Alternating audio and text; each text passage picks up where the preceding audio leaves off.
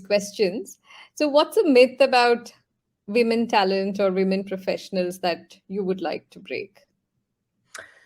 I don't know if it's about women professionals, but it's definitely one about mothers. And I think mums are viewed, and parents generally, but definitely more mothers, like it's definitely a gender thing. Mothers are viewed as flaky and unreliable, and like they're not good enough anymore because they've had kids, and therefore they can't be a good worker because they've had children, right? Which is bullshit, because in my experience, the best people I've ever worked with, the hardest working people I've ever worked with, the most high performing people I've ever worked with have been mothers, because they have a reason to, and because they have a limited amount of time to get the job done, they are the most efficient. And it's like this whole narrative around, you never hear a dad who's a high performer get asked, oh, where are the kids tonight? Who are looking after your kids? But mothers, if they go out for drinks after work or they go out for friends, oh, who's looking after the kids tonight? Yeah. Always. You never hear of mummy daycare, but you always hear of daddy daycare, right? Like there is a real problem between the two. So yeah, I don't know if it's a myth about women talent, but it's definitely a myth about mothers. Return to work mothers are the most underrated talent pool of all time. And I've said it before, once, I'll continue saying that as long as I run a business.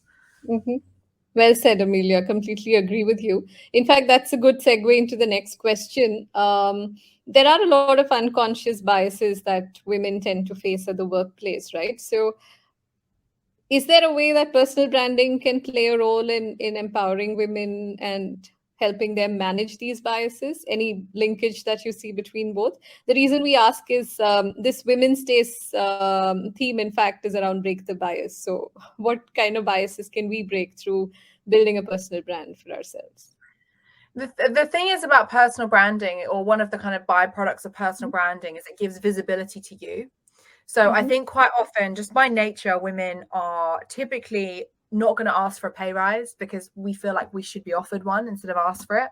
And that's not because it's bad, we're not bad at that. It's just we're not wired to be aggressive like men are, like biologically, right? When you think about back in the cave men and women times, men were the hunters and women were the nurturers. So we kind of carried that biological brain, million-year-old brain through this whole process. So women are much less likely to ask for pay rises. They're much less likely to apply for jobs that they are qualified to do, even if there's only 2 or 3 things they can't do on the job spec because they feel like they can't do them. Men, they'll apply for them. There's 2 or 3 things they can do. They're like, right, that's for me. I've got it. So there is definitely this bias externally, sure, but we also have internally, women anyway, having this hard wiring of like, when we don't think we're as good as we actually are, which is why a lot of women suffer from imposter syndrome, right? So there's 2 reasons why personal branding is so powerful for this. Number one, it gives you visibility. It gives you visibility to your work. So if you're currently employed, it gives visibility to your hard work, right? You're not just a number now in a business. You are someone out there putting content out there, getting themselves noticed. If you do that, your hiring manager, your leadership team will notice eventually. They will see you and see you as more than just a number in their business. The second thing is, if you're building your personal brand, the confidence that you get from doing that is unbelievable. Like we've had clients, right? We've made this particular client I'm about to mention a lot of money, right? Hundreds of thousands of pounds. Like, the ROI from working with us has been huge for them. The number one thing that she says has been the benefit of working with us has been the improvement in her confidence. Wow. Because she now feels like she can, and this is a very successful woman. She's running a very profitable business. She's a leader in her industry. And yet she had no confidence in her ability whatsoever. She had so much imposter syndrome. And she's messaged me on WhatsApp a couple of months ago and just said, thank you so much for getting my mojo back. And it's purely because we were putting content out there, which is all her. It's everything that she said. And people were saying, we agree with you. Like, thank you so much for sharing your opinion. Or actually, I don't agree with you, and here's why. And it was giving her confidence to go back and say, no, you're wrong, and here's why. So it gives you visibility and builds your confidence. And I think if you can do those 2 things, you're going to maybe not necessarily break biases, but you're going to find you're going to find people that actually want to work with you and want to support you instead of the ones that want to proactively bring you down. Okay, that's great. Thank you. And what would your advice be for professionals who are just getting started on their branding journey? So, what's like the first, second, and third thing they should probably do? So the first thing is like, what are your goals? Like, why are you doing this? Is Mm-hmm. it to accelerate your career? Is it to because you want loads of followers? Like, because if you want loads of followers, like that's really easy. You can buy those. But if you want to have like influence, or if you want to get ahead in your career, if you want to make more money, if you want to be hired by that dream job, if you want to start your business, like those are specific goals, right? Mm-hmm. So what do you want to be known? Sorry, what do you want out of this is really important. And also it will be that keeps you going on those days that you don't get any likes on anything, right? If you say I'm doing this because I want a £1 million business or $1 million business, that's going to keep you going on the days that you're not doing so well. The second thing is, what do you want to be known for? So what are the 2 to 3 things that you want people to think about when they come across your content? I believe someone in the comments a minute ago asked, is personal branding about writing on a particular niche? Like, yeah, it is. If you want to be famous for something, you have to be famous for something, right? Like, what is the thing that you want to be famous for? What are the topics that you want people to know you for, right? So mine are personal branding, being like a woman in business that is hopefully challenging stereotypes, because I don't want to be referred to a woman as a woman in business. I want to be referred to as a business person, right? We still suffer this kind of stereotypes and biases from people where like, it's not enough for me to be a business person. I have to be a female entrepreneur. I have to be a woman in business. Why has my gender got anything to do with it? So that's one of my pillars, is kind of debunking all that type of stuff. And the other 2 things I talk about is entrepreneurship, because it's very real to me. It's my authentic reality. It's what I'm living right now. But equally, it's the kind of people I'm trying to attract, right? That's my audience. Those are my clients.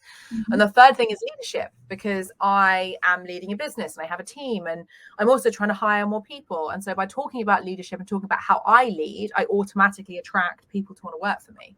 So it's working out what you want to be known for based on your goals and based on who you are and based on your niche, and then leveraging that and applying the content that you write, create, speak, etc. to those pillars consistently. Great. I think that's really good, and it gives everyone a guideline as to where and how to get started. And like you said, it's very important to first figure out what your own goals are and why do you want to do this. So thanks for sharing that. Who do you sort of look up to or admire for having, apart from Sarah Blakely, who you mentioned, is there anyone else that you look up to and you say this person's built a great personal brand, someone that the rest of us might also know? Who can I say that we've built a personal brand for? I think like Dan Held is a great person. Like, he's come out of nowhere. He talks about Bitcoin and crypto. And until maybe even a year ago, didn't really have, or didn't seem to have much of a profile. But he's a great example of someone who started posting content a long time ago, and it's just chipped away at it, and now boom, he's got like 90,000 followers. So he's a good example. Daniel Murray is also a good example of that. Who else is a good example? Belinda Agnew, Katie Leeson. I'm trying to think of some women that you can go and have a look at. Leah Turner, like, she's a LinkedIn coach, so she knows what she's doing, but she's very authentic about who she is, and people are very invested in her. So yeah, those would be some people I'd go and have a look at. And Justin Welsh is awesome. Okay, great. We'll check them all out. And the last question for today is, let's say 10, 20 years from now, if you look back at your career, what's the kind of impact you want to have created through your venture? 2 things. One is selfish, one is not. So the first thing is, I want to look back and I want people to think of, so when you think of phones, right? You think of an Apple iPhone. When you think of soda, you think of Coca-Cola. I want everyone to think of, when they think personal branding, that they think of clout and they think of Amelia Sordell. I want to be synonymous with the term personal branding, because I feel so strongly about owning that space, because I feel so strongly about the space that that's what I would like to achieve. Like, that's my main goal is that. So that's my selfish goal, right? Is that's what I want to be known for. The second thing is, I would love to look back on my deathbed at my career and think, look how many people I helped. Like I did a good Mhm. job in helping those people. And there's nothing to do with money. Like my favorite thing in the Mhm. world is when I get a DM on LinkedIn or Instagram, whatever it might be, from a graduate who Mhm. says, Amelia, thank you so much. Your advice helped me Mhm. land my dream job. Thank you Wow. so much. Mhm. Like that it always makes me emotional. That is like what I live for. That makes me so happy. And that doesn't make me any money. Like I'm not making money from having conversations like this and Mhm. giving all the information for free. But when Yes. people message you saying you've impacted my life in a positive way, that's it. Like that's what more could you want than that? Like I've got a roof over my head. I have a car. I get to go on a holiday once a year. I don't need anything else than that. That's it. Thank you so much, Amelia. In fact, we're all rooting for you, and we already see you as the queen of personal branding, and we hope to see you at that place where it's synonymous with your name. So, thanks a ton for spending this time with us and sharing this valuable advice. And whoever else is not following Amelia already on LinkedIn or Twitter, please do look her up. I for sure follow her on both these channels, and there's a ton of information, amazing tips that she keeps sharing. So, thanks a ton. You have a great weekend and pleasure having you here, Amelia. Thank you so much for having me. It was so much fun. Thank you. And before you all leave, as all of you are aware, this Women's Day, which is coming up on the 8th of March, the theme is Break the Bias. So the Star and Me has in fact been featured on the International Women's Day website for all the work we are doing around helping women share their inspiring stories with the rest of the world. So do submit your stories if you're interested in sharing them.